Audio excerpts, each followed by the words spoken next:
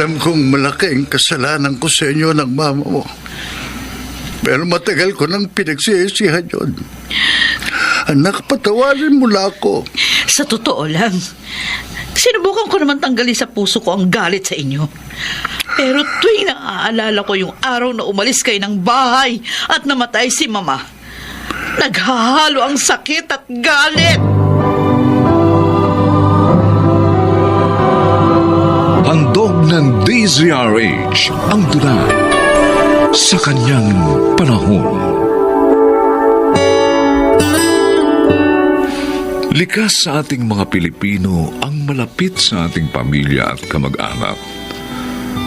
Ngunit paano kung ang isang miyembro ay naligaw ng landas at nakagawa ng kasalanang ikasisira ng buong pamilya? Makukuha mo ba siyang patawarin at muling tanggapin?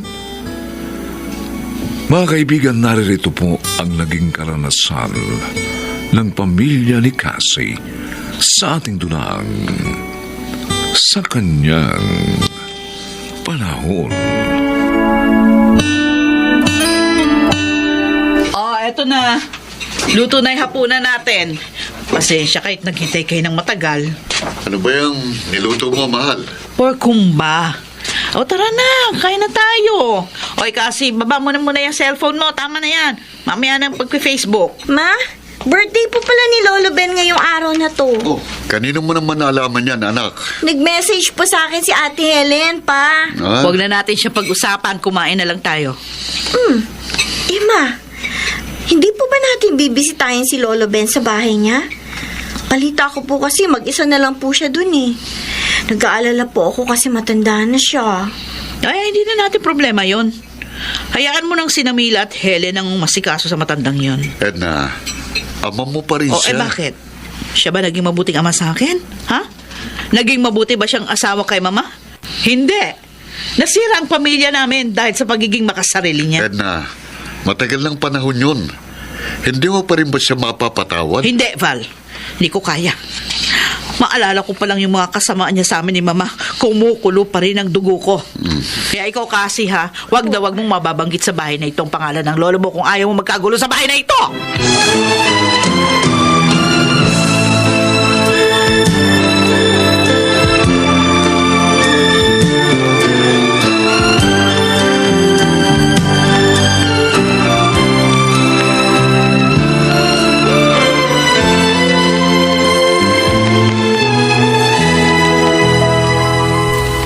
Hello? Kasi, nakatira sa isang barong-barong sa ilalim ng tulay si Lolo Ben. Paminsan-minsan, dinadalaw namin siya ni Mama. Nakita ko yung sitwasyon niya dun. Grabe, nakakaawa. Ganun ba, Ate Helen? Oo. Ginagawa namin ni Mama ang lahat para magtulungan si Lolo Ben. Pero syempre, hindi sa lahat ng pagkakataon. Alam mo naman, gipit din kami. Oo, naintindihan ko naman yun. Saan ko ba makikita si Lolo Ben? Bala ko sanang dalawin. Dun sa tulay ng San Bartolome, malapit sa simbahan ng St. Catherine. Malayo yun sa inyo, di ba? Oo, pero kahit na ganon, pinagtsatsagaan pa rin namin ni Mama. Ang totoo niyan, sinasama na namin si Lolo Ben na umuwi ng bahay. Pero ayaw niya. Kaya naisip ko, baka kayong hinihintay niya. Sige, Ate Helen. Pupuntahan ko si Lolo Ben bukas.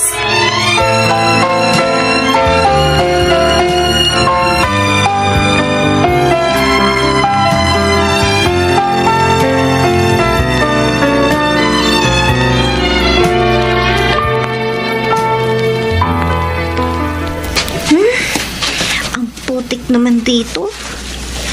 Pero maraming mga nakatira dito sa ilalim ng tulay Saan kaya ditong bahay ni Lolo? Ay, sandali. Parang ayun yata Mapuntahan nga. Tao po? Lolo Ben, si Cassie po ito. Lolo, nandiyan po ba kayo? Yeah. Ay, Wala si Lolo Ben ngayon sa bahay. Umalis siya, pumunta ng health center.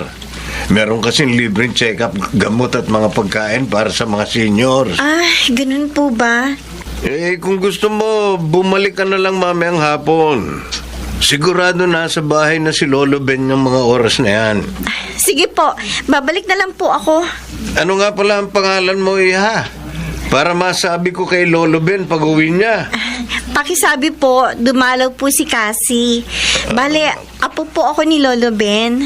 Ay, sige, Iha.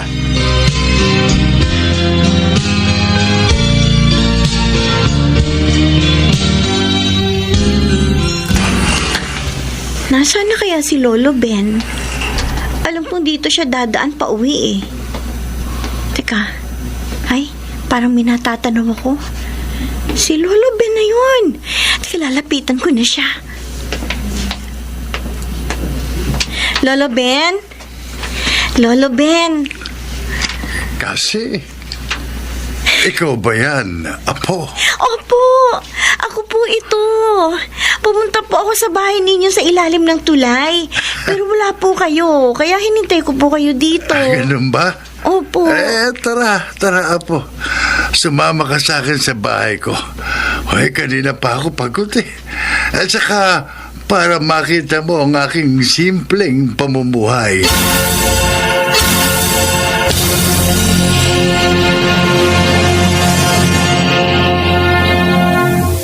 Dito ako nakatira, Apo. Sobrang liit naman po ng bahay nyo, Lolo. 2 tao lang po ang kasya dito. Tapos, saan po ang banyo ninyo? Diyan lang ako sa ilog dumudumi. Ho? Oo. Kung maliligo naman ako, doon ako sa poso. Malapit dito. Ako lang naman kasing mag-isa rito eh.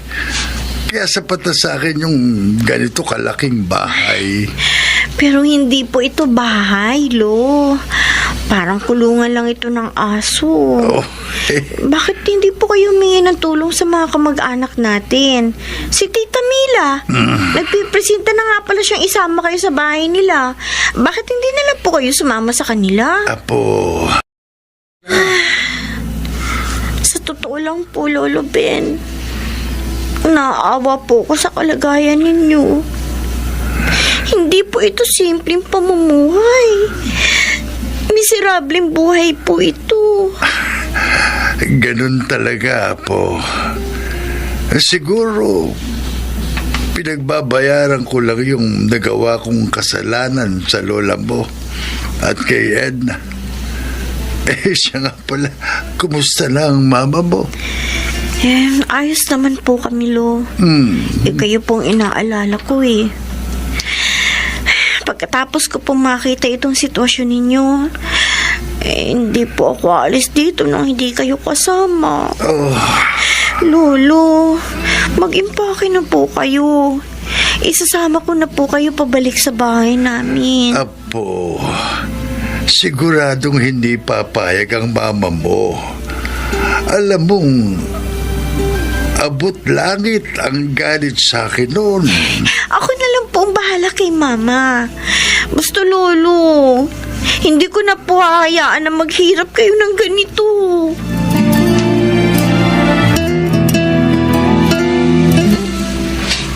Ma? Pa? Kasama ko po ngayon si Lolo Ben. Sino may sabi sa'yo kasi na dalhin dito ang taong yan sa bahay natin? Nakita ko po yung kaawa-awang buhay ni Lolo sa ilalim Wala ng akong tulay. pakialam kung naghihirap ang taong yan. Dapat lang sa kanya yan. Pamilya pa rin natin si Lolo. Hayaan niyo na lang po bang maghirap ang sarili ninyong ama? Bakit siya?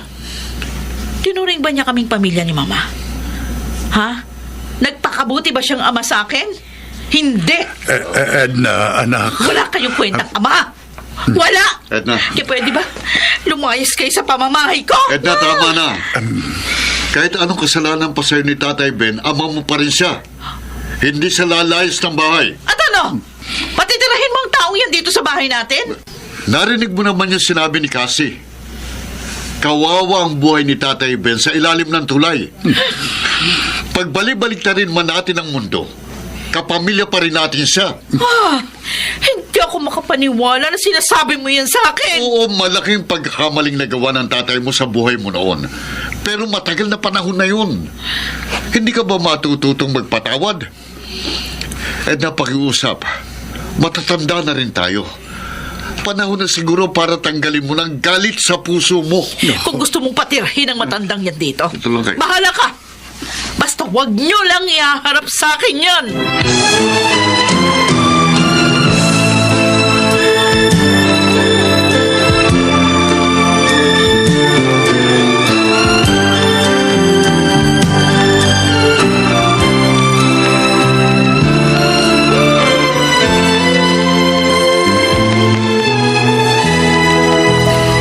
Lolo Ben, ayos lang po ba kayo dito sa kwarto ninyo? Oo. Oo, Apo. Pero nalulungkot lang ako ngayon. Huwag po kayo mag-alala. Mapapatawa din po kayo ni Mama. Sa nakita ko kanina, parang imposible pang mapatawad niya ako. Pero alam mo, kasi matagal ko nang pinagsisisihan yung mga kasalanang nagawa ko sa kanila ng lola mo. Inaamin ko, naging marupok ako noon. Nagpadala sa tukso ng ibang babae. Naging makasarili ako. Sumama ako sa aking kabit. Pero dumating ang panahon na nanghinayang ako dahil pinakawalan ko ang lola mo. Sising-sisi ako nung talikuran ko ang pamilya ko. Buong buhay ko kasi pinapagabag ako ng konsensya ko.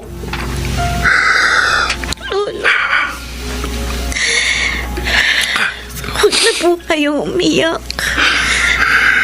Alam mo po, walang araw o gabi akong nagdarasal na sana mapatawad din ako ng anak kong si Edna. Iyon na lang ang kaisa-isa kong hiling sa Panginoon bago ako mamatay.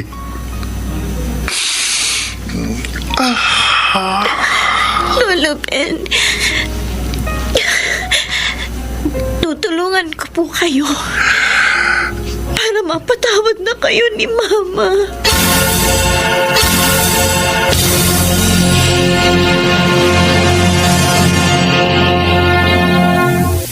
Kasi, tapos ka na ba maglaba dyan? Kung tapos ka na, may ipapagawa na sana ako sa'yo. Kasi, Edna, anak, ano kailangan nyo? pwede ba tayong mag-usap? Sana mapagbigyan mo ko kahit ngayon lang. Wala tayong pag-uusapan. Alam kong malaking kasalanan ko sa inyo ng mama mo. Pero matagal ko nang pinagsisihan yun. Matawanan mo na ako, anak. Sa totoo lang, sinubukan ko naman talagang tanggalin sa puso ko ang galit sa inyo. Pero tuwing naaalala ko yung araw na umalis kayo ng bahay at namatay si Mama, nagkahalo ang sakit at galit. Natatandaan niyo ba yon? Nung gabing na yon? Oo, tandang-tanda ko pa yun. Nagpaalam pa kayo kay Mama na aalis para sumama lang doon sa kabit niyo. Pinigilan niya kayo, nagmakaawa siya, lumuhod pa siya sa harapan niyo. Pero nagmatigas kayo. Ang sabi niyo pa, isang malaking pagkakamali na pinakasalan niyo si Mama. Nung marinig ko yun, na-realize ko na para sa inyo, isang malaking pagkakamali ang pamilya natin. Tapos nagpumilit pa rin kayong umalis. Kahit si Mama halos maglupa sa ina sa sahig. Tapos inatake siya sa puso. Tinatawag ko kayo para humingi ng tulong. Anong ginawa nyo? Lumingon lang kayo. Wala kayong reaksyon. Tapos tinalikuran nyo lang kami. Anak, Ang sakit nun. Namatay si Mama nang hindi nyo man lang tinulungan.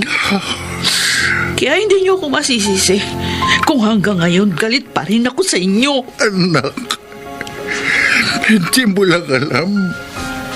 Buong buhay ko, pinapagabag ako ng konsensya ko nang dahil sa nangyari nung gabi na yon. Ilang beses kong inihingi ng tawad yun sa Diyos. Pero hanggang ngayon, mabigat pa rin sa dibdib ko. Alam ko, Edna, hindi ko na mababago ang nakaraan. Pero handa akong itama iyon ngayon. Hindi ba parang huli na ang lahat? Para gawin niyo yan? Hindi pa huli ang lahat, anak. Hanggat nabubuhay ako, patawarin mo na ako. Nakikiusap ko. Hayaan mo kong punan na ang mga pagkukulang ko sa iyo bilang ama. At magawa ko sana yon bago man lamang ako mamatay.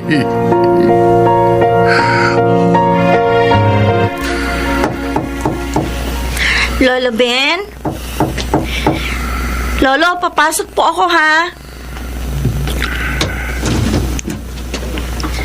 Lo, nakahanda na po ang agahan. Bumangon na po kayo, ha? Kain na tayo. Lolo? Naku, naapoy kayo ng lagnata. Papa! Papa, si Lolo Ben! Mataas pong lagnat, dali kayo! Ano? Ano nangyari sa lolo mo? Bakit nilalagnat? Hindi ko alam eh. Tulungan niyo ko pa. Sige, kukuha ko ng gamot at isang basong tubig. Apo, Huwag kayong mag-alala, Lolo. Gagaling po kayo.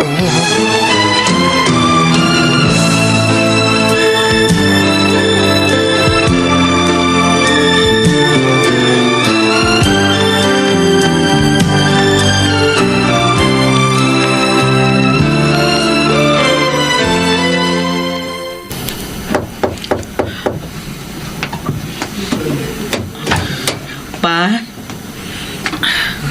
dinalan ko kayo ng pagkain. Dala din akong gamot para inumin nyo at bumaba yung lagnat nyo. salamat, Edna.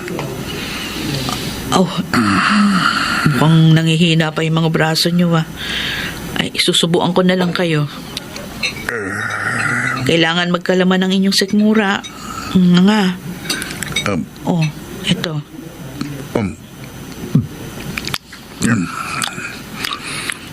Salamat, anak. Hindi ako makapaniwala na ginagawa mo ito sa akin. Kaya ako ito ginagawa kasi kayo pa rin ang ama ko. Edna, Ilang gabi ko itong pinag-isipan. At na-realize ko, dapat na ako magpatawad. Hindi na ako galit sa inyo. Pinatatawad ko na kayo. talaga. Opo. Tinanggal ko na yung galit na nasa loob ng puso ko. At sa awa ng Diyos, naranasan ko ng makahinga ng maluwag. Magpagaling kayo, ha? Marami pa tayong gagawin na magkasama. Huwag niyo akong iiwan. Hindi, anak. Hindi kita iiwan. Pangako. Mahal ko kayo pa. Mahal na mahal din kita, anak ko. Oh. Salamat sa Diyos. Tinupad na rin niya ang matagal ko ng kahilingan.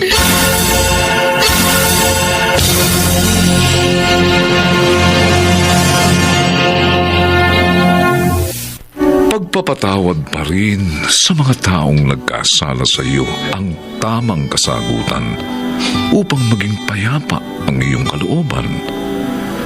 Mahalin natin ang ating mga kapamilya, lalo na ang ating mga magulang.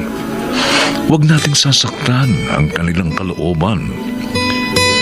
Nagkamali man sila, bigyan pa rin natin sila ng pangalawang pagkakataon upang itama ang kanilang pagkakamali. At higit sa lahat, matuto tayong rumespeto sa bawat isa sa kanyang panahon.